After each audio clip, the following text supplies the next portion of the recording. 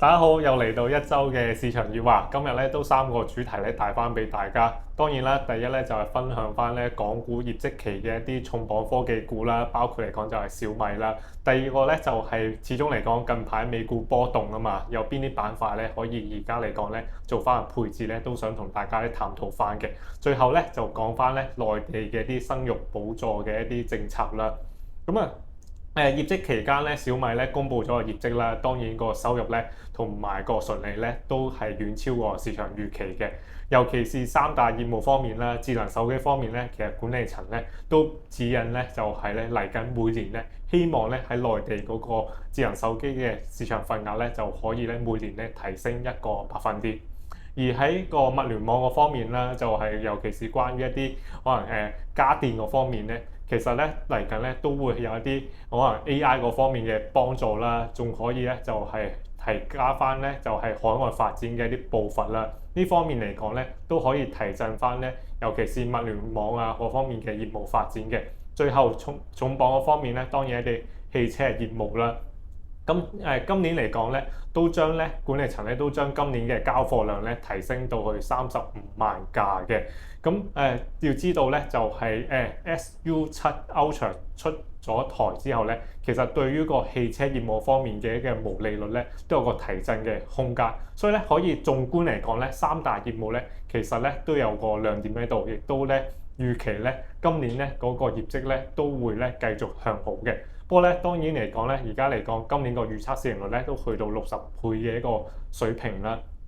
又擔心翻咧，之後咧其實咧會唔會有大股東減持啊，或者係一個配股抽水潮，可能對嗰個股價咧有一陣嘅一個擔憂。但係整體以一個技術走勢嚟睇咧，見到咧喺個保利加中軸線咧，大概就係52蚊啊、53蚊嘅水平咧，先至可以咧做翻個配置咧，咁就會適宜一啲嘅。而家嚟講咧，就係個股價咧，就係始終一個比較高嘅一個水平啦。個 RSI 亦都係一個超買嘅水平，所以咧可能有耐性嘅投資者先等一等先都可以嘅。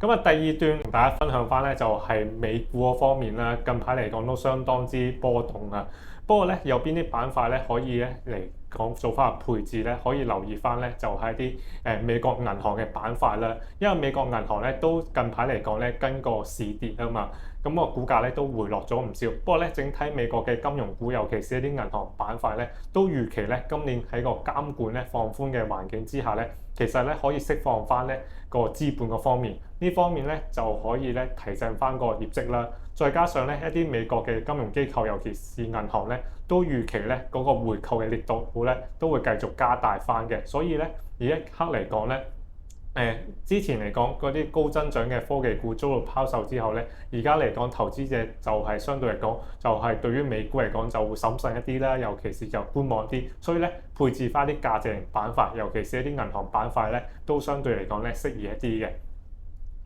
最後嚟講咧，想探討翻咧就有啲內地嘅補助育兒嘅補助政策啦。之前嚟講咧，見到咧就係中國嘅一個人口咧，其實已經係連續3年下滑㗎啦。不過咧，舊年嚟講咧，2024年咧嗰個新嘅出生人口咧，其實咧就係按年咧比呢個2023年咧就係增加咗咧52萬人，係終止咗咧就係連續7年咧嗰個新嘅出生人口咧下滑嘅一個趨勢嘅。再加上咧，內蒙古咧近排嚟講咧，都有一啲咧育兒嘅補助政策啦。